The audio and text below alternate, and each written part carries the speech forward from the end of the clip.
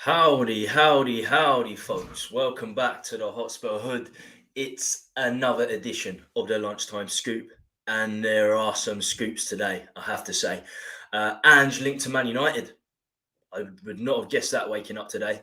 Uh, Plenty of Spurs transfer rumours to get into, more than most weeks. I always pick up on one or two, but there's quite a few. There's been quite a few this week. It's just me, solo, on these solo streams, completely interactive. The messages in the chat, if I can keep up, then I'll read out everybody's. So get in there, give me your views. So much to debate. Monday, 3 or 4 days. It's come quick. We've got Chelsea, we've got Pochettino. I won't be talking about that too much, but if you want to chat about it, if you want to give your views in the comments, do so. Before we get going, please make sure you like, subscribe, hit the super chats. We've already got a super chat, and I want to thank that person in a second. 70% of our viewers don't subscribe, so please do subscribe if you're watching. It's completely free, and of course, smashing the likes free too. All helps. Right. In the comments, top Spurs. Big up Tommy, Dan, and all. Come on, you Spurs. Come a little bit later. I was supposed to be 12:15, then 12:30, then 12:40. The internet sort of blacked out, but it's all right now. And if I'm a little bit short of breath, I've just been for a run, and it was raining. So apologies. Should be all right now. Everything should be all right now. Big up T, Jacob Farrow. How you doing, my man? And then Jacob Farrow puts love in the channel, just showing some love. Come on, you Spurs. Thank you ever so much, Jacob. Jacob was with me from the very start. He started watching a couple of years ago when I first started. So thank you very much, Jacob. Well appreciated. Yeah, we do have super chats on as well. It really does help the channel grow. Okay, first up, we're going to talk about Mr. Van der Ven. Let's get the comment off a second. Even Wenger likes Van der Ven. Now that's saying something. Take a look at this quote. I brought it up briefly on Tuesday night's show. Let's get myself back in there. So this is what you had to say. Tottenham bought Van der Ven. It's pretty simple. I think he expanded this, but this is just what I've put up from that interview. Tottenham bought Van der Ven, who I find exceptional. I find him absolutely exceptional. That is not just exceptional, that's two exceptionals from Wenger. I'm not sure what he's up to these days, Arsene. I think he's doing something in the realms of FIFA. Other than sharing a birthday with him, we both got 22nd of October as our birthdays. We share nothing in common. He was a magnificent manager. Well, not towards the end, but overall, he was very good. He knows a thing or two about centre-backs, that's for sure. He had some very good ones in his spell at the enemy with the red side of North London. Well, it's debatable whether they are even from North London. But in many ways, VDV, to me, is an enigma. I was thinking about it earlier today. What's a good way of describing Van der Ven? And it is exactly that, an enigma. Even this early on in his Spurs career, let's not forget, it is early on. It just fascinates me. He really does. You sort of, when you're looking at centre-backs, you sort of have to throw the centre-back handbook away when looking at him. Not the greatest in the air. We saw this with people, with his critics in Bundesliga before he made the move. And I've seen weaknesses there myself. His alertness in the box seems to be a bit slow on the floor. Outside of the box, it is unbelievable. He is a revelation. Unbelievable pace, where a counter-attack on us can sometimes be snuffed out with ease due to his pace. Incredible. This incredible pace doesn't just help his recovery time, but it gives him so much time on the ball too. You see him distributing the ball with ease to the fullbacks, to the centre mids, especially with the fullbacks. He's really good at bringing Porro and Udogie into play, and it's because he has that time, because he's there so much earlier, and with his fantastic pressing abilities. I also heard in the summer that he had played at left back for Wolfsburg, and that got me thinking. Been linked with left backs this week. No surprise, because Ben Davies came in for Udogie when he was injured the other night and was subbed off at half time. You had to put Emerson Royal in there. It makes sense that we've been linked with left backs. He could play at left back. If we had better cover at centre back, if Udogie was to get injured, I'll be happy to put Van der Ven at left back. He's got all the skills to be fantastic there. He can pass. He's certainly got the pace. And if Dan Burn can do it for Newcastle at left back, he's about 6 inches bigger. Dan Burn's about 6'10". Van der Ven's 6'4". So that puts that to bed. You can have tall fullbacks. He really is. And I think he could cover there easily. Similar to Vertonghen. Vertonghen used to do it for us. In fact, I think Vertonghen was first team left back for Belgium because they had Alderweireld and company at centre back. So I think Van der Ven he's been awesome at centre back. And I keep saying it, but the way I rate centre backs, my centre back handbook, which is here, not really. I'm just looking at him, and he fascinates me. Sort of reminds me of Vertonghen in interviews as well. A Spurs hero of mine, he really is, Vertonghen. Super Jan, one of my favourite ever Spurs players.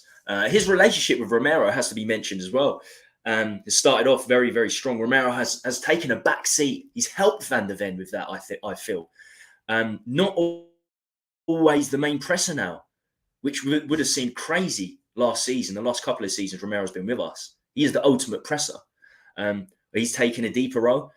Looking very mature now, Christian Romero, Kuti, where before he was a bit of a individual gunslinger type centre-back, bit of a rebel. He's taken to this the vice-captaincy very, very well, Romero. Very, very pleased with the partnership. Very early days, but pleased with what I'm seeing. He has weaknesses for sure. Let's face every player has weaknesses, and there are weaknesses in Van der Ven aerially. As I said, he's a little bit slow at times, reacting. But I tell you now, opposition, especially counter-attacking opposition, which a lot of teams are these days, they will be thinking twice about putting the ball in the last third from a counter-attack with this guy there, because he's catching everyone up.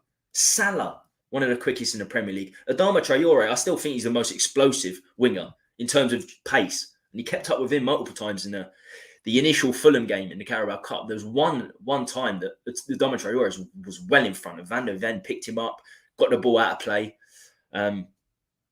Very, very good. It's been a great start for Van der Ven. And Wenger put in paint saying he absolutely finds him exceptional. Is of no surprise to me, saying he looks absolutely exceptional, but being the Arsenal manager of 20 years that he was, it's odd. It's odd, but makes sense. Makes perfect sense. Right, there's been one more comment in the chat. I know, look, there's a lot of people.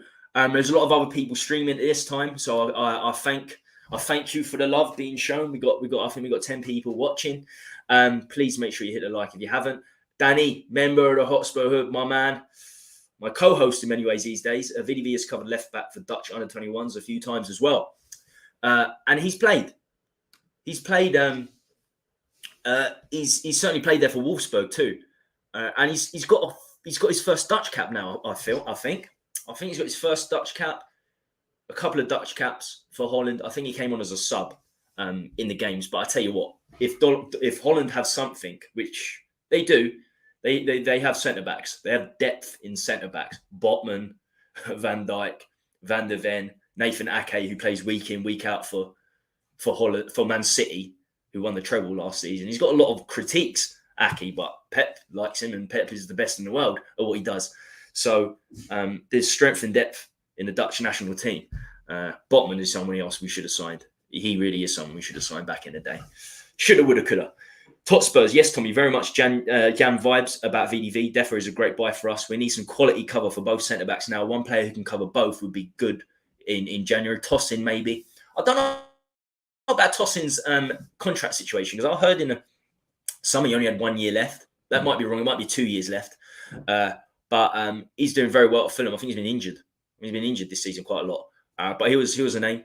I like Guahi. Every time I see Guahi play, the more I see him play, he played very well against us as well. I like him. Anderson as well, his partner. One of the Palace boys, Tosin. There are options out there for centre-back. I'm going to be going through a few transfer rumours specifically in a minute. We've got one centre-back that we've been looking at the last few weeks, but not enough. There's not been enough centre-back movement in terms of transfer rumours. Been linked with a lot of strikers, which makes sense, having sold having Sol Kane in the summer and not getting a direct replacement unless you count Veliz. But Veliz, for me, is someone, he's still very, very young, coming from Argentina, more of a player that you're going to bring on for the last 10, 20 minutes when you're winning a game. And we've been winning plenty of games just to sort of hold the ball up. And he's looked good in that position. But a lot of striker links, we need out-and-out strikers. Will Orban in the summer was strongly linked. He's doing nothing now. Apparently scored 10 goals and 2 goals in 10 games in Belgium, which is worrying. But Guirassy, we're going to look at him in a bit more depth probably next week. Gimenez, the final striker, we've been linked. Tony, who's, I'm going to go talk about him later on. He's in the rumour mill. We always do a rumour mill at the end of the show, looking around the Premier League, more transfer rumours. And there are rumours Tony could be going elsewhere. Afternoon, everyone. Hope you're all well. Wayne Bonner, I haven't seen you on the show for a while. How you doing, my man? Yes, his contract runs out in the summer, Tommy. So you could pick him up for 5, 6, 7 million in January. Sort of what Inter Milan done with Eriksen. Eriksen's contract was coming out. They ended up paying 10 million for him in January, which is great business for us because he wasn't playing at the time. So you could throw in a 5, 6 million pound bid, or you could obviously sign a pre-contract with his contract running out in the summer. But I think we need someone in. We need probably a couple of centre backs. But we know Levy. Levy will almost certainly just sign one. If we get that, we'll be lucky. I think we should be proactive right now, and I'm guessing we are because we've got the Aston Villa director of football in now, Lang.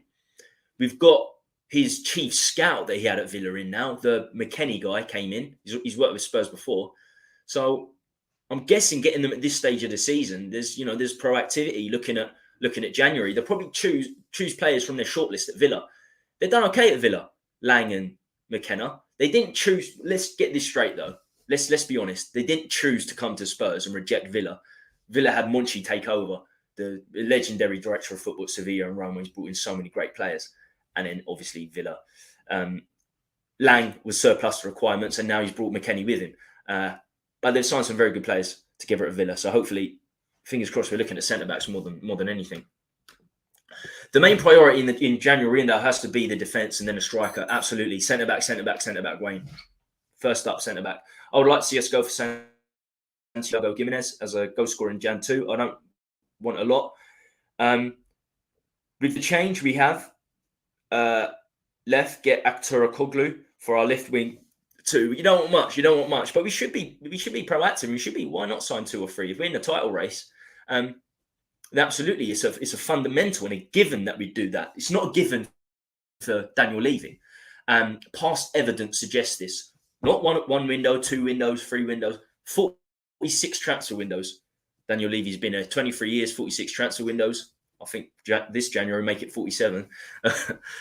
Right. Liked. Oh, thank you, Amin. Thank you ever so much. Yeah, 70 minutes in. Please smash the likes. Yes, I'll be up to 10 likes. That'd be wonderful if we are. Let's have a little look. My internet's a bit slow today. Apologies. We're on 5. We're only on 5. That's not good. Get us up to 10 at least. But my internet's slow. I don't know what's going on. Maybe there is more than 5. Right. Okay. Next up. Cambiasso. Let's get this off. Cambiasso, Chiesa, Sancho, Caceres links, all linked with Spurs. First up, Andrea Cambiasso. I don't think there's any relation to Esteban Cambiasso. But Juve defender, mostly plays at left back for them. Played in all their league games this season, Cambiasso. 1 goal, 1 assist in the left-back position. Not that matters, really. Adogi he's not getting out-and-out assists, but he's still a very good attacking left-back we've seen so far. Out of the 9 games he's played in, though, for Juventus so far, 40% of these games have been starts. So I'm guessing that's 4 starts for Juve out of the 9 games, which isn't great. I'll tell you what, with the backup to Adogi being Davis and possibly Cesc, the forgotten man.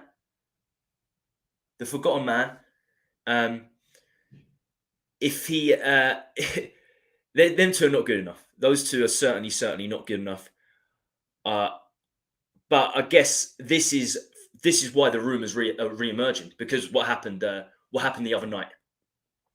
Davis getting subbed off at half time. Even Emerson Royal having to come on at left back, and we looked better. We weren't great at half time against Palace. We ended up winning the game. Good substitution, but it shows how weak we are at left back and depth in general in the Spurs squad. Fortunately, we haven't lost a single first 11 player, not first team player. Obviously, we've had injuries. We knew Gil and Bentancur were injured coming into the season, so we can't use those as injuries. Perfectly aware of that. But I've picked up, Solomon's picked up an injury. Udogie picked up a knock the other day. He's the only one. Udogie's the only player that started the first 10 games that has been missing. We've been lucky with injuries. It has to be said. And with the depth not being great, we haven't had to worry about that just yet. So it makes sense that we're linked with left backs. He also,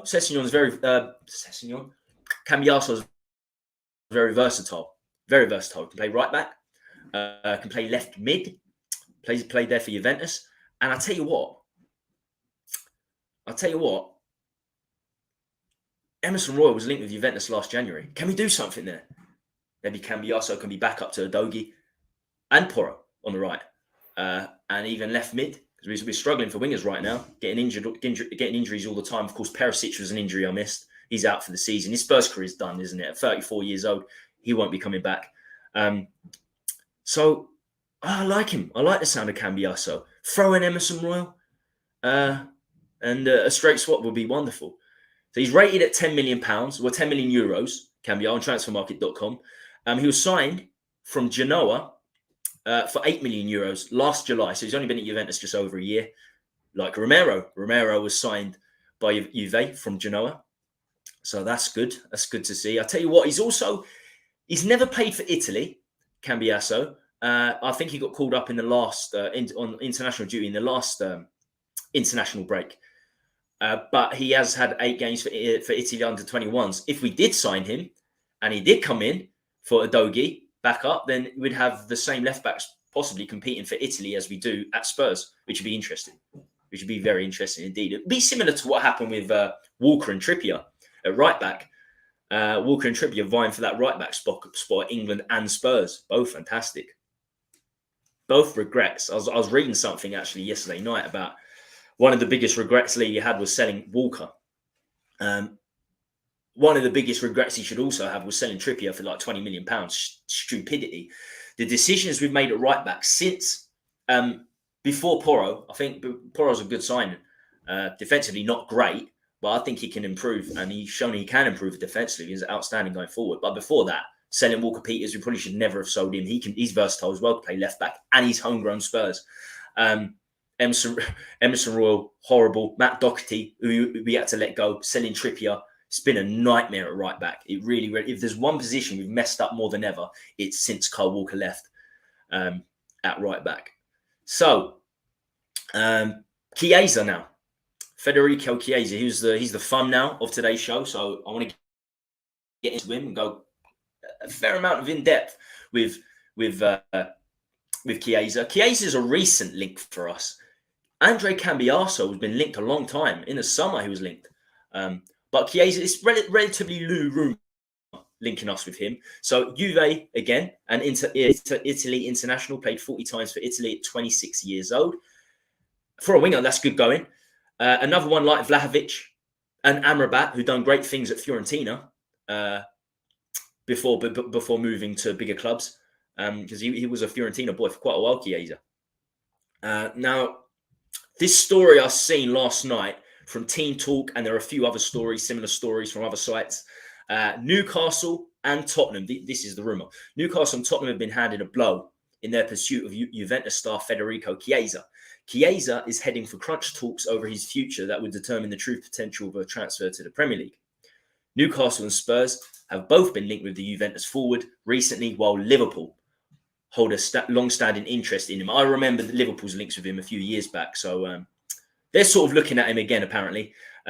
So he has 4 goals so far this season in Serie A, yet stories continue to suggest he could move for £52 million in the new year. Chiesa to Spurs doesn't make the greatest of sense to me. Levy is not going to drop another £50 million, is he? On another winger who isn't really that young, when he already dropped £50 million on Johnson, who's a natural right winger. It's just not likely for me when it comes to transfer rumours and potential signings, potential sales. You've got to try and make the most sense of it. Also, Kulu was moved out of Juventus because Chiesa was in front of him. Doesn't mean a great deal, but I guess Kulu won't be happy if these rumours lead to anything, because it'll just be like his career at Juventus. I just don't see it. I suppose what gives the rumour a little more credence is that he does play for Juve. You could say the same for Cambiasso. In recent transfer windows, we have signed a lot of Juve players. I mean, as I said, Romero originally came from Juventus. Genoa, Juventus, Atalanta. To us, Kulu and Benny, of course. Kulu and Bentancur, who both played for them a lot. And of course, they've been selling their best players, Juventus. They're in all sorts of debt, fraudulent issues. They got minus points. They got points deducted last season. Apparently, they could get more points deducted this season. They're a club in turmoil in many ways. I don't really want to sign Chiesa. His position doesn't worry me. It's not something that I'll be looking at first up. His centre backs, maybe a cam. Left back seems to be what we're looking at now. That makes perfect sense with Davis and what he's just not capable of. I can really see Chiesa going Liverpool, Newcastle, if I'm honest with you. When Newcastle was struggling with financial fair play, they got plenty of money, but they're not producing enough money at their stadium, and through them getting into European competitions, they've only qualified for the European competition once, and that's Champions League. So they are struggling a little when it comes to money. Just in terms of FPP, I mean, pretty much the owners are worth £300 billion, which is 10 times more than Man City. So they're not actually worrying for money, the owners. It's just, the financial fair play situation. Going to get onto a couple more transfer links, Sancho and Caceres. I'm going to go over Sancho relatively quickly. We talked about him quite a lot Tuesday night. Right, let's have a look. I think we could get all three for less than 80 million. So we're talking Actor Kokoglu. I think he can play Cam as well, isn't he? He plays Cam and he plays on the wings. He's doing good stuff there. I think Zaha's doing well. Zaha's doing well in that three-pronged attack. Do you know what? Sanchez is doing well at Galatasaray. Do you know who isn't doing well? Is Ndombele. Again, I talked about him a lot on Tuesday's show, so I'm not going to go into him too much. Maybe if we've got time at the end of the show. So I think we could get all three for less than 80 million. So who was the other one you put out, Josh?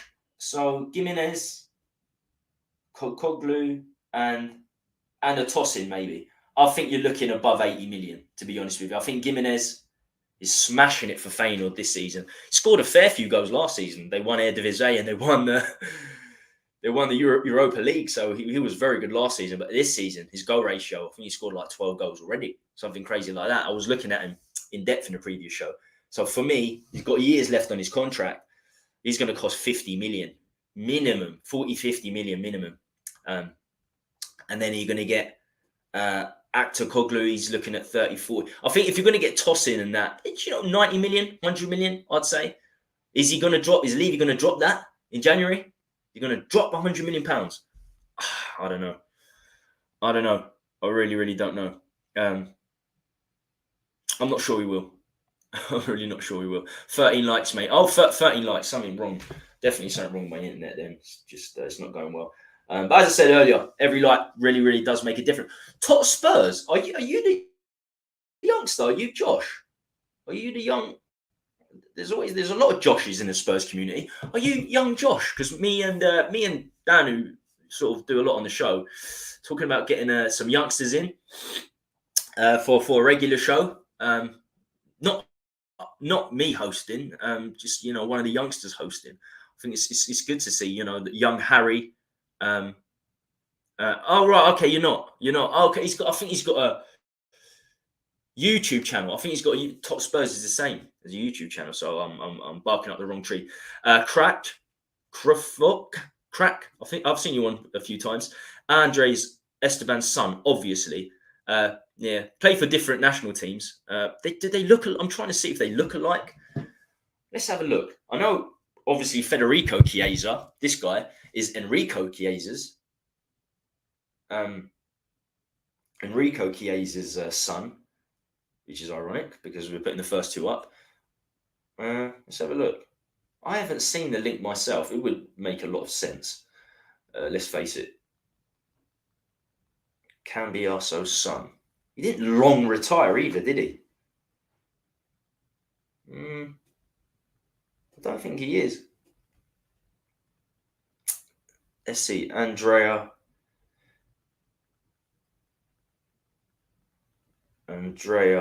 Cambiasso. If I put Andrea Cambiasso and Esteban, usually it comes up on transfermarket.com. It says like allegiances and stuff. Bloody, I can't. You remember when Cambiasso played for Leicester? I seen him in the Leicester shirt. I was like, what? Yeah, he did. Well, they're not father and son, that's for sure.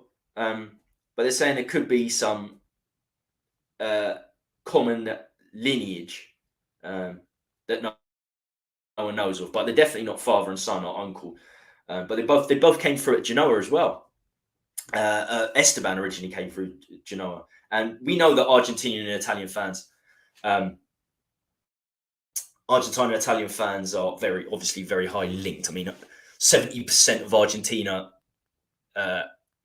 population have Italian roots. So, right, let's move on. Chiesa would be an awesome signing. Maybe he would move Kulu on the left on the natural foot, but it could be the other way around as well. You could move Chiesa to the left. He has played there for Juventus, and Kulu on the right. I don't see Kulu working on the left. We had this discussion because he can't rely on pace. He hasn't got the pace, Kulusevski. So if he's left-footed on the left, he's going to have to try and get past people and swing the ball in, like Porro does for us on the right. Porro's got the pace to get past players, so he can swing the ball in on the right. I think Kulusevski, without a doubt, his best trait, and the trait he always goes to, is on the right, coming inside, getting that ball in, usually from a cross. So I think it goes against his best traits. So if we were to sign Chiesa, Richarlison's not doing a great job. So that could happen. That could take place. I could see Chiesa potentially going on the left. Richarlison's not bringing it, is he? And it seems like Son's certainly going to play as a striker from here on in. Forget me then if you want youngsters. We always want new guests on. So with your top Spurs, young Josh or whatever, we're always looking to get a new guest on. It doesn't matter who you are. How do we know Gimenez is not another Janssen? Look at the players at United brought from the Dutch league. Yeah, it's hit or miss. Van den Beek as well. Janssen was brilliant for, was it Feyenoord? No, it was RZ, wasn't he, Janssen, before he came in? Do you know what? Janssen was a really good player in terms of holding the ball up and bringing people in. But he was never going to be a goal scorer in Premier League. Just didn't have that ability. And he did score a hell of a lot of goals over there. Afonso Alves, remember when he was killing it in the Dutch league, came to Middlesbrough and done nothing. Even Kesman, all those years ago, was for 4 years, absolutely smashed it for PSV. I mean, he was getting 30, 40 goals a season. Came to Chelsea and done nothing. So it's risky going to the Eredivisie. It is. But sometimes it works. Van Nistelrooy worked. I'm trying to think of Delight worked. Centre-back, I think he's awesome. Got signed for a lot of money. Frankie de Jong to Barcelona, one of my very favourite players to watch still. So, but strikers in general, they do struggle at times, don't they? They do struggle. Not all the Dutch players are flops. Look at Van der Ven for a start. He originally came from... Where did he come from originally? In Holland. He did come from somewhere originally in Holland. But not directly from Holland, was he? He's at Wolfsburg for a couple of years. So he's made that step up, hasn't he, Van der Ven? In the Eredivisie, obviously Bundesliga is a better league than the Eredivisie. And now Spurs, 10 games in, looks very good. Enigma. I keep saying it. Van der Ven is an enigma. Throw the centre-back handbook out when you're watching him play. You have to. Because his positioning isn't the greatest. He's not great in the air. But, oh my God, that boy's pace. And on the ball, he's very good. Right, before we talk Sancho, I think with the mistakes made in the past, we've certainly improved on due diligence. And I now have trust in who we go for to sign. Lessons have been learned. Eltel Cockerell, how you doing? I'll tell you what, though. We had a good summer. You could say we had a really good summer in terms of signing players. But now we're completely changing the scouting team, which is odd. We had our best summer for ages, you could say, because things have started off very well. We have to see over a whole season how well these new signings do. But then we bring a new director of football in and a new chief scout. So you'd imagine that we're going to be slightly different in how we sign players. It's a big deal to have a different director of football and a chief scout. And that was announced this week. The chief scout's going to go back to McKenna. Right, Jadon Sancho. As I said, I'm not going to go into this too much. We went into it a fair amount Tuesday. What if people think about signing Jadon Sancho? Another winger, another right winger. I see this as more of a Kulusevski, Danjuma type loan deal. Both wingers, both with optional fees to sign. So this straight 30 million I'm hearing, I just can't see it. Even if it is a third, in fact, less than a third of what Man United paid for him. So £30 million for someone that costs £110 million, Man United would make a lot of sense. I still don't think it would be that. I think it would be a loan deal.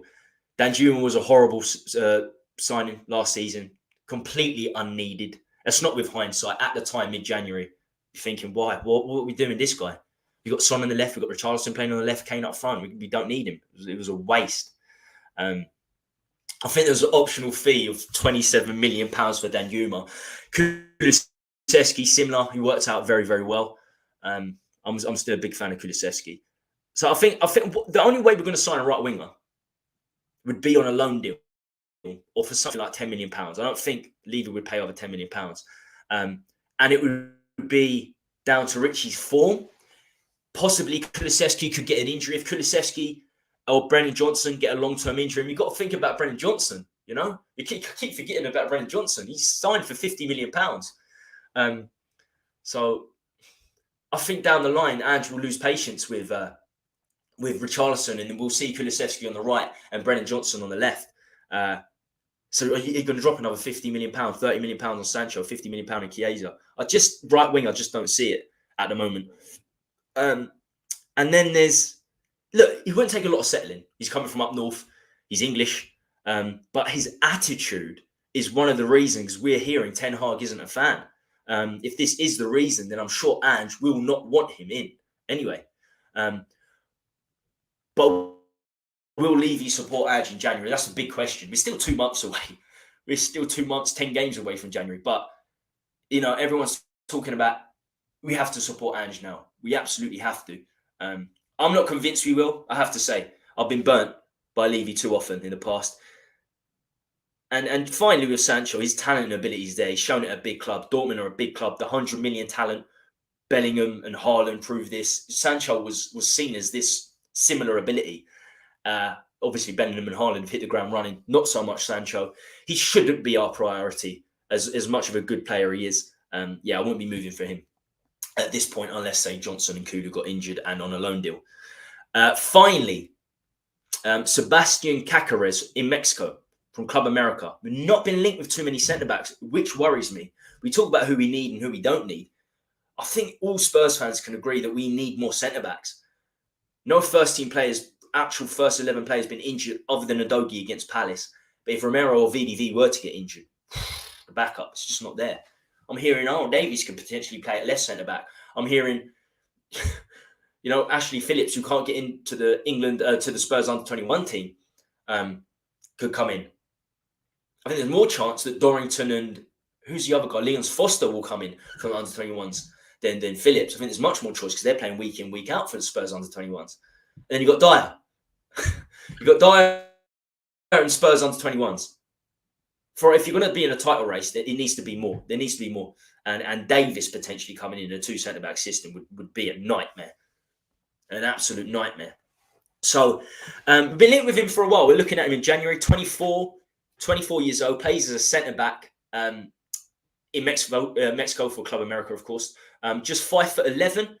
So he would be one of the shortest centre-backs in the league. This worries me, as still one of our main weaknesses is from set pieces, corners, direct free kicks in defence. So Romero's not the best in the air.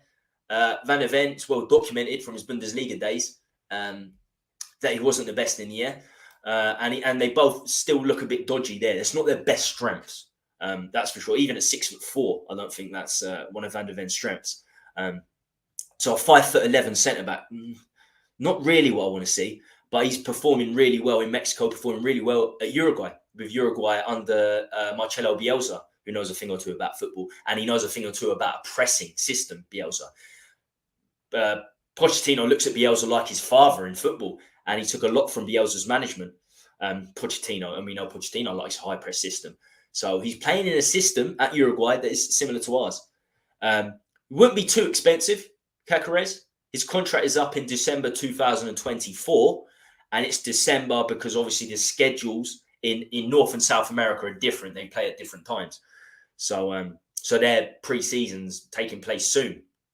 December 2024. So he's got a year left on his contract, which will make him cheaper. I don't know anything about him other than his name, Caceres. Some people would tell you, fellow streamers, say, "Oh, this guy's great. He's going to be fantastic." We watch Mexican football. We watch Uruguay week in, week out. It's all bollocks if people are saying that. But his name has popped up many times over recent weeks, which would suggest he's garnering a following. It's not just us looking at him, though. West Ham, Fulham, Man United, Newcastle, all taking a look at this Caceres. Next international break in just a few weeks' time, I'm going to watch him. I'm going to see what we could be looking at because we need to be signing centre-backs. One of the first centre-backs I've seen us linked with since the window closed. Honestly, who else has there been? Can someone tell me? We should be maybe looking at Joshua Anderson or Guahi, one of the Crystal Palace centre-backs, but I haven't seen any links other than the summer before we signed Van der Ven. We were linked with Guahi.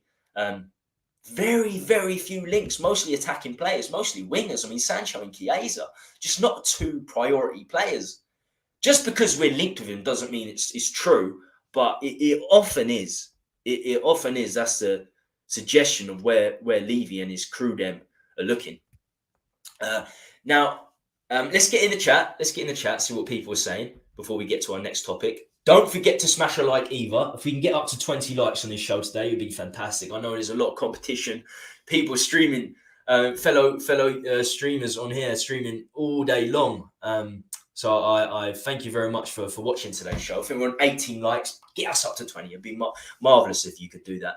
And of course, subscribe if you haven't already done so. A couple more names we've been putting in here. Van Persie, yeah, signed very young, but Van Persie wasn't smashing it at Feyenoord. He was very, very young. I don't think he'd even got into the final team. So it was more of a youth signing that Arsenal grew into a very good player. I think he was signed for about £1 million, £2 million.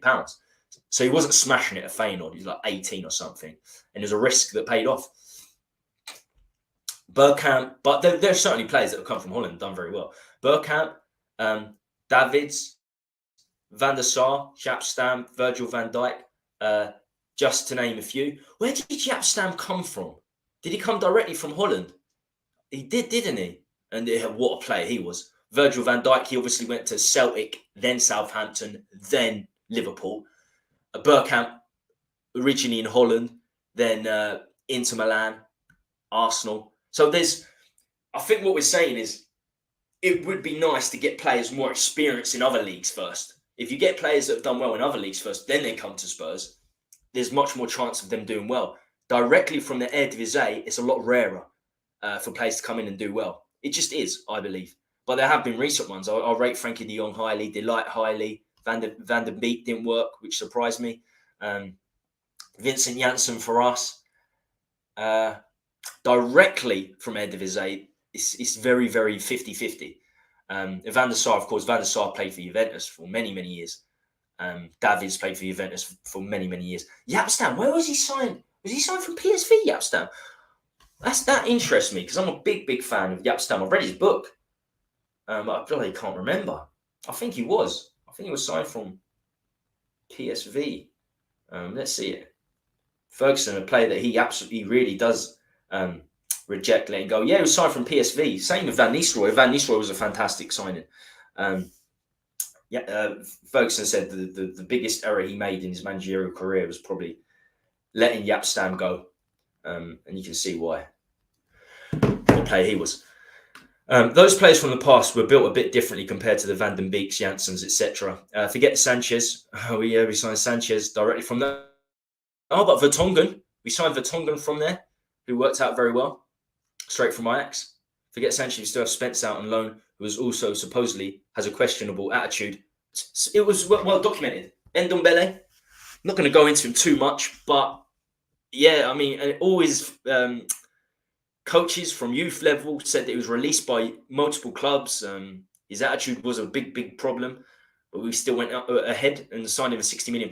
Jed Spence was very well documented. Neil Warnock had a go at him saying, his attitude wasn't there, which is why he was playing for Middlesbrough and loaned to Nottingham Forest the season they come up. So they loaned him to a fellow Championship club. That's how much Neil Warnock didn't like him. And you can say what you want about Neil Warnock, but he's been in the managerial bubble for 50 years. So he knows what he's talking about when it comes to attitude, whether you like him or not. And it showed when he comes to Spurs. He didn't get a single start for us. Went on loan to Rennes at the second half of last season, started playing a few games and then just not playing at all. I don't really know what he's doing at Leeds, but back in the Championship. Him and we've got two players down there, haven't we, at Leeds? On loan. Who's the other one we got down there on loan? Well, I can't remember. But not going so well for him. And I looked up Spence's attitude before that as well, and he was released by Fulham. So if I can look it up and research before we signed Spence about his attitude issues, then surely Spurs recruitment team could be. Shouldn't have signed Spence for £16 million. As soon as you hear the questionable attitude, is a problem. Aren't all players built a bit different now, Ashraf? At the end of the day, sometimes you've got to take a punt. And sometimes leagues like Eredivisie and Portugal are the only places you can really take a punt. Because if they're doing well in the Bundesliga, or they're doing well in Italy or fellow clubs in the Premier League, you're going to have to pay a lot more, a hell of a lot more. So you're looking at 40-50 million pounds. If Van der Ven was just in Eredivisie, it'd cost 20 million pounds. But the fact that he was in Bundesliga, had 2 years at Wolfsburg, it's 40 million pounds. And body language suggests to me he's lost patience with Ridgey already. I have. I think a lot of people have. There are still supporters of him, Richarlison. Nobody can doubt that he works hard.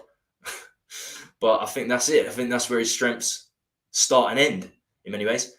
Big up Tommy. Louis K, how you doing, my man? Chiesa hasn't been great since his injury. Yeah, he had a long-term injury. I think Italy in general have been unlucky with long-term injuries. Zaniolo would have been an absolute star for them as well. So attacking players, they've been unlucky, Italy, and Chiesa is one of them. That's what £52 million on a 26-year-old. When we've already got a 22-year-old that we spent £50 million on. You've got to look at transfers and make the most sense of them. There's hundreds and hundreds of rumours flying around, and Chiesa, although he's been linked with us quite highly, just doesn't make a lot of sense, and that's how I see it. We have to stop looking down at other leagues if we're going to follow the analytics route. We should be looking to unearth gems for now and the future. I guess, however, the strength of the league determines the analytics in many ways. But I do think we have to take it seriously. We have to create a shortlist of players. I think that's absolutely what we have to do, and it's a balance of analytics and actually going and watching the players play. So it's always a balance, and you never know how well a player is going to adapt to another league until you sign them. But look at their attitude. If they've got problems with their attitude, other youth coaches have announced it on the internet. Centre back Div Ryan and centre forward Ivan Toney. Ivan Toney's coming. Hello, Simply Ace. How you doing? Ivan Toney's coming back from a loan deal. I always do on these solo shows. I do a rumour mill at the end of the show where we just go through loads of transfer rumours at Spurs and in and around the Premier League in general. And Ivan Toney's been linked with somebody else. Ivan Toney would be beyond Levy's wallet. He's third highest goal scorer last season, wasn't he, behind Haaland and Kane? I'm not sure if his traits at Brentford don't really suit what Ange does, because Thomas Frank plays a very direct game with Ivan Toney. He just, they bypass their centre midfield because they don't have a lot of assists and a lot of creativity in centre midfield, Brentford. So they do go for the hoof ball. Toney brings it down. They try and bring Mbemo or whoever is around him into play. He's certainly not a direct route manager, is he? Toney could adapt because he's not slow or anything, but I don't think it would be the greatest option with Ange to get Tony. I really don't. As much as I rate him, and if you're going to pay 60, 70 million pounds, you probably do need someone quicker. Like Son up top, you do need someone with more pace. 23 likes, keep hitting the like button, chat. Oh, please do, please do. Mourinho wants Dyer at Roma. News just showed, please. Which is weird in many ways because, to be fair, Roma have never had much money, so that could be the reason. Mourinho, in many ways, could be cheap journalism because he's managed Spurs before and he played Dyer a lot. But he lost patience with Dyer towards the end. He put Rodon in. Oh, Rodon's the player that went to the other player, other than Spence, that went to Leeds on loan, isn't he? Towards the end, before Jose got sacked, I think 3 or 4 games on the bounce, he put Rodon in. That's how much he didn't rate Dyer. I don't know about that rumour. It doesn't make a great deal of sense to me. I like the sound of it. I want Dyer out. I don't see that, to be honest. Don't want Tony at Spurs. He's been banned for a reason, and that reason means he's not trustworthy. That's true. Did you see he said something on a boat as well, on like a TikTok post or something, like taking a piss out of his own club, saying they're not very good. I can't remember exactly what he said. That was before the whole betting scandal. So yeah, untrustworthy is a good way to put it. Afternoon, brother. Audio. How you doing, my friend? Bayern also want Dyer down the Hotspur. That is, I don't believe that at all, to be honest with you, top Spurs. Speaking of Bayern, their fans are turning on Tuchel. I wouldn't be surprised. But I don't see that. I mean, Højbjerg was linked with Bayern Munich as well. A lot of players are linked with Bayern Munich. Is Kane telling Tuchel and Bayern Munich hierarchy, Eric Dyer's the man we need? Maybe. I don't see it. If he's not good enough for Spurs, he's not good enough for Bayern Munich. That's for sure. But I believe you because we hear these crazy rumours all the time. And it is crazy. Right. This is one I was not expecting to bring up. I really, really wasn't. And this is not clickbaiting. I didn't even put this up as a thumbnail. I could have put it up as a thumbnail if I was clickbaiting. But this was a story on in the Sun, and I think it was the Daily Mirror, put out yesterday. I'm not sure if you've seen it, but have a look online. So it's Chris Sutton and others advocating Ange for the next Man United manager. If Ten Hag is sacked, which could be happening shortly. I mean, after United's poor performance and loss to City, he's teetering on the edge, Ten Hag. However, they do, in the next 3 games, Man United, they've got Fulham, Luton and Everton. So they might pick up points. They should pick up points. You'd imagine at least 7 out of 9 points there. For me, it'd be ridiculous to send Ten Hag. Not that that's my problem as a Spurs manager. They finished top 4 last season. Many felt like they wouldn't. And he won a trophy. He's only the Carabao Cup, but finishing top 4 and winning the Carabao Cup. It's not a terrible first season, considering what happened before under Solskjaer. And I really don't think he's been supported in the transfer window. Man United should have signed Kane, or they should have signed Osimhen. They've got Højlund up front, who could be the future, very, very good player, but it's not what they needed at this point. Now let's talk about the links regarding Man United to Ange. Many will think it's made up, but I've seen multiple stories. As ultra early as it is to start talking Ten Hag sacking, it's also far, far, far too early for Ange to be going elsewhere, I think. Firstly up because it's been just 10 games. I mean, many of the results in those 10 games could have been very, very different as well, let's face it. Would he want to go, Mr. Postecoglou? I suppose he'd double his money, I reckon, but he signed a 4-year contract with us. 4 years. That's a brave length of contract to give to a 57-year-old, largely unproven in the big league. And I'm happy Levy did in the end. It's a risk. It is a risk giving 4 years to a 57-year-old. It is, but it's one that was a smart one now. Seems like it was the right decision. And Man United would have to negotiate a huge severance payment. If there's any truth to this, a real massive severance package, especially with Levy, to get Ange in, if there was ever any chance of them getting him. Thanks to Levy, we don't do business with a lot of other clubs. Man United's one of them. Arsenal, Chelsea, West Ham, Southampton. We just don't do business with clubs around us. We've broken a lot of bridges. So I think he'd ask for a hell of a lot of money, Levy, from Man United. It all comes down to Ange, though, really. If Ten Hag was to get sacked, if he wants to go, he'll go. it's very different to keeping a footballer against his will. You can't put Ange in the reserves to rock like you can do a footballer that's got an attitude issue. He controls every decision from training, style of football, and of course team selection, everything. He controls. So if a manager isn't 100% in, you're fucked, quite frankly. I just don't see it. It's too early. Ange will want a season at least. I can see. He seems like a good, honest guy. He won't go anywhere for a season. I don't believe. It was the same with De Zerbi. De Zerbi started off really well last season, and it's gone on to do really well. I know Brighton's struggling a little bit this season, but I just it's too early. I think De Zerbi wanted at least a year. I think Ange will be the same. It's still very, very early days to be talking about both things: Ange leaving and Ten Hag being sacked. Look, Man United are still one of the very biggest clubs in the world. They sell the most shirts by far. And, the legacy Sir Alex Ferguson has laid means that they'll probably still be that for the next decades to come. So I suppose it's very hard to reject a move to one of the big boys. That has to take part of the decision, maybe in the summer. But you can't look before then. It's a crazy, crazy rumor for me. And one that I hope obviously doesn't happen. Okay, 55 minutes in, almost an hour in. Let's see. There's a couple more comments here. I spilled my coffee when I saw that comment of Dyer. Yeah, I hadn't seen him linked with Bayern Munich, but I've seen a lot of weird players linked with Bayern Munich that just wouldn't happen. Right, so let's move out of this and let's move into paper talk and rumour mill. Today's paper talks and rumours. I haven't seen all of these. I've got a Facebook group that I'm part of, and I'm reading it from there. These are all Premier League associated, and there are Spurs ones in here, of course, as part of it.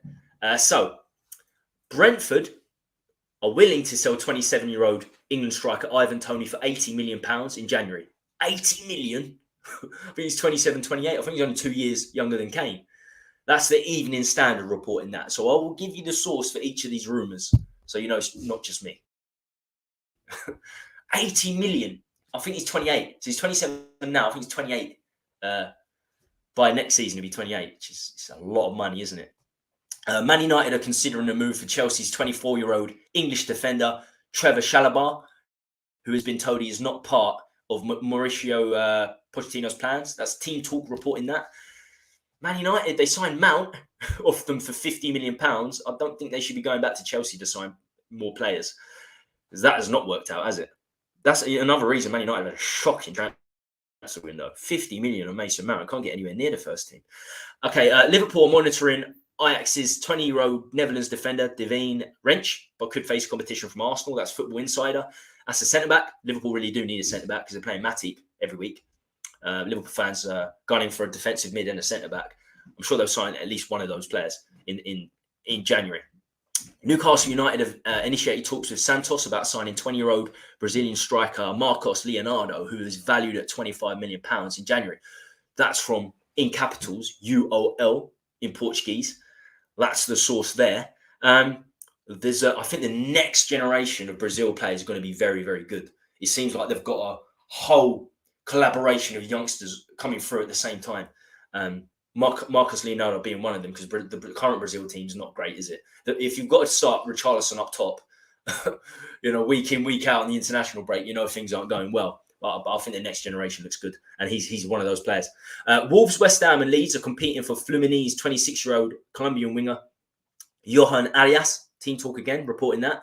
Contract talks between Man United and defender Aaron Wan-Bissaka, 25, appear to have stalled. And Man United will instead aim to activate a 12-month extension in his current deal. Wan-Bissaka is still one of the very best defensive right-backs in the world. I'll stand by that. He is exceptional at marking and defending. He truly, truly is. But he's awful going forward. He's just average, below average going forward. That's the Mail reporting that. Still just 25, Wan-Bissaka. I thought he was older than that. Dortmund are ready to let English winger Jamie Bjorn Gittings 19 leave on loan in January as they continue to explore a return for Man United's 23-year-old winger Jadon Sancho. So Dortmund look like they're going back in for Sancho. So if the rumours are correct, with us looking at Sancho, then we're competing with Dortmund. Sure, he'd love to go back to Dortmund. He was magnificent there. That's 90 minutes reporting that. Man United, there's a lot of links with Man United. And you know why? Because they've been awful. It's always the way. That's how the media work. In January, we were linked with everyone because we finished 8th. We got a new manager. Not really linked with too many players now because we're doing well. It's the way the media goes, and you can see why. Hopefully, that doesn't mean we're not signing anyone in January because things are going well. I think that probably will be the case under Levy. Things are going well. Let's not rock the boat. Let's not spend any money. Man United goalkeeper Andre Onana has agreed to play for Cameroon at the African Cup of Nations in January and could miss 7 domestic matches. That's big for us as well. Bissouma, Sarr both going. Son both going. Son going as well. So that's all 3. We're going to lose all 3 for a month at the same time. I think African Cup of Nations starts on the 12th of January for a month. Son, Asian Cup, starts the day later on the 13th of Jan. Till February. Big problem. We're going to lose 3 of our biggest players, all starters, all central, all play in the central attacking third. That's a problem to say the least. We're going to need signings in January. The Calvin Phillips one makes sense with that. He's a centre mid just to help out on loan for a little while. Or you're left with Højbjerg and Skip for a month, which is not good enough. Well, Bentancur's back now as well, I suppose. But we don't know how he's going to do. Man United scouts watched Portugal goalkeeper Diego Costa, 24, in action for Porto against Vizela on Sunday. That's a baller in Portuguese, reporting that. Diego Costa's first team Portugal goalkeeper and Porto keeper, so he's going to cost like 60, 70 million pounds. So what does that mean for Onana? Arsenal, Chelsea and Real Madrid want to sign 17-year-old Irish winger Naj Razi from Shamrock Rovers. Have a look. Shamrock Rovers. A player from Shamrock Rovers linked to Arsenal, Chelsea and Real Madrid. I've never seen that. Brazilian winger Rodrigo, 22, is set to sign a new contract at Real Madrid until 2028, having recently been linked with Liverpool and Paris Saint-Germain. That's Fabrizio Romano reporting this. Barcelona's 21-year-old Spain forward Ansu Fati, who is on loan at Brighton, is attracting interest from Saudi Arabia. That would make a lot of sense. He's not really getting much game time for Brighton, is he? Estadio Deportivo in Spanish. Barcelona, we talked about him at the start of the show, are tracking Feyenoord's 22-year-old Mexico striker, Santiago Gimenez. It's not just us looking at him, and if Barcelona are in for him, forget about it. We know they've got Lewandowski, who's a top striker, but that boy's not getting any younger. He's certainly no spring chicken. 35, 36, 37 now, Lewandowski. So Barcelona looking at him, and you can see why his goal scoring this season has been fantastic. It really has.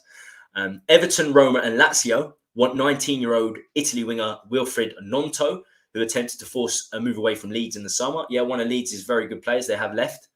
Everton's 19-year-old English forward Francis Okoronkwo has agreed a new long-term contract. Finally, that was Football Insider.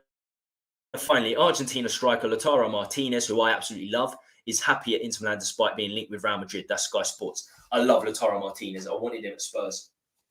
When Kane was linked away to Man City a couple of years back, it looked like he might be making the move. I was like, get Lautaro Martinez in. I'm a big fan. He reminds me of Suarez. He's got that devil in him, that American fight. Suarez is another one that come from Holland who done very well, isn't he?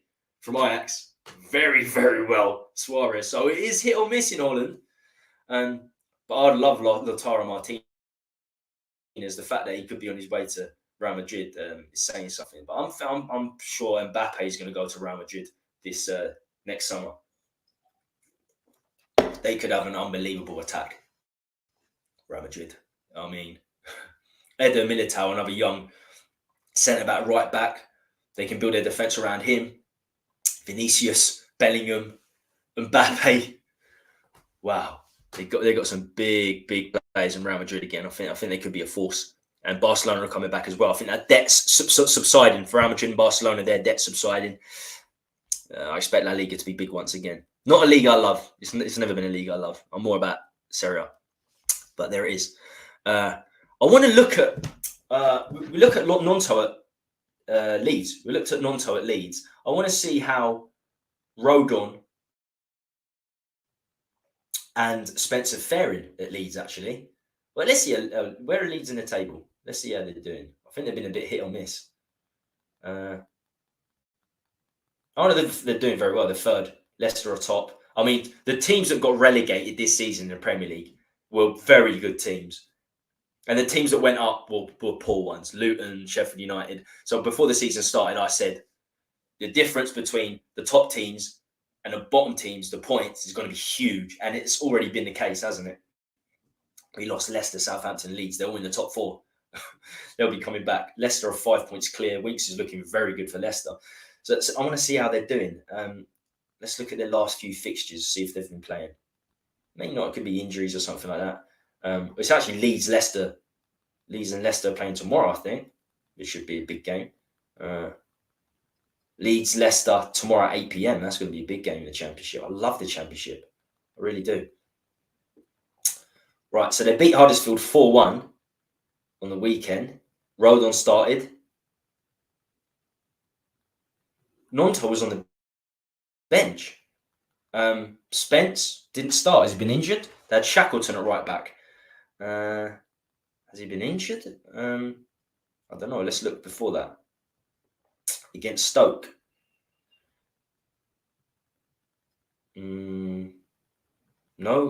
Rodon started, but he didn't start again. He might be injured. I think he could be injured. I'd imagine Spence would get in. If he's not even on the bench, then you'd imagine he's injured. But they like playing this young Gray there. Yeah, Rodon's playing week in, week out by the looks of it. Let's have a look at this. He might be injured. Let's have a look at the Jed Spence. He had attitude problems. We got warned that this guy had attitude problems. He's had one match for Leeds so far this season. I think he has been injured. They've got some good right backs, to be fair. I think he's been injured. Let's have a look at the Leeds squad. This is what I can do. This is something at least I can do on these solo streams. You can chill out a little bit and go on transfermarket.com, have a little look about. Make sure you get in the chat. Tell me what you're thinking. Let's get debating. And don't forget to smash that like. Meslier's still there. He's doing very well. I actually rate him as a goalkeeper. He looks about 12. He still is a good player. No, Spence is not injured now. He's not injured right now. He's not getting any game time. He started one game. He's not even on the bench. It shows that he got an injury in September, so maybe he's recovering from an injury. But it's not looking good for him. At least Rodon's getting first team. They both went. What's weird? They both went on loan to Rennes last season as well. Spence didn't get much game time after his first couple of games there. Rodon was there for the entire season, and Rodon wasn't getting any game time in the last 6 months. Fit with Rennes playing 3 centre backs. So what another shocking signing Rodon was. Missed out on Ruben Dias and Skriniar that season, and we signed Joe Rodon. Wow, we've had some shockers. Right, 2 league games in January due to a break in the league. Yeah, I think it is only 2 league games and a cup game. I think maybe an FA Cup game. It'll be the 4th round if we make it, because it's 3rd round at the start of January, isn't it? If you get through the next round, which I fucking hope we do, then it'll be an FA Cup and 2 league games. The FA Cup's big for us because we're not going to win the Carabao Cup. We haven't won a trophy for 16 years. So we need to take the FA Cup seriously. Ange needs to take it seriously. So that is a problem. That is still a problem. Also, it's not just the month. It's 5 days before, because they'll be training with the nation, and 5 days after they come back. They won't be straight back into the first team squad. So, it's 6 weeks. It could be 6 weeks. Son's South Korea will make it to the end of the competition. So you can pretty much guarantee Son's going to be away for 5-6 weeks. Bissouma and Sarr, not so much. Imagine this team without Son, Bissouma and Sarr. Imagine this team without Son. Who are you playing up top? Young Veliz? Certainly not the pacey striker Son is. The more pacey version of a striker Son is. Richarlison? We need recruits. We need recruits in January, all over the pitch, quite frankly. Afternoon. Let's all go to Wembley. Everton. I love having neutral fans on. How you doing, my man? Have I've had an Everton fan on every week when I first started doing shows. I had opposition fans on. I'm not sure if not every week, but most weeks, obviously. Not every week because I don't think I've had an Everton fan. I'm trying to think. Have an Everton fan on? I think maybe I have done. Before I'd done the previews Friday night for the games coming forward. But big up, Richo. I see you in here quite a lot. How you doing, mate? Roland could have been back up to Romero and Van der Ven, who I believe is an upgrade on Dyer and Davis. Then again, anyone is. That's true. I don't rate Roland, no. I don't rate Roland, but definitely in front of Dyer. 100%. I don't think Davis can even be put into the argument. He's just not. He can play left centre back. He's almost a left back playing there under Conte, and he plays there for Wales. But I just don't see him as a centre back in any way, shape, or form. You're looking at under 21s after him. Space is injured. Scarlett ain't getting much game time. Alfie Devine scored an overhead kick the other day. Yeah, I saw that from Devine. Devine's doing very good. We've got a recall clause with Devine as well, which is smart, I believe. So we can recall him when we want. We might need him in January, by the looks of things.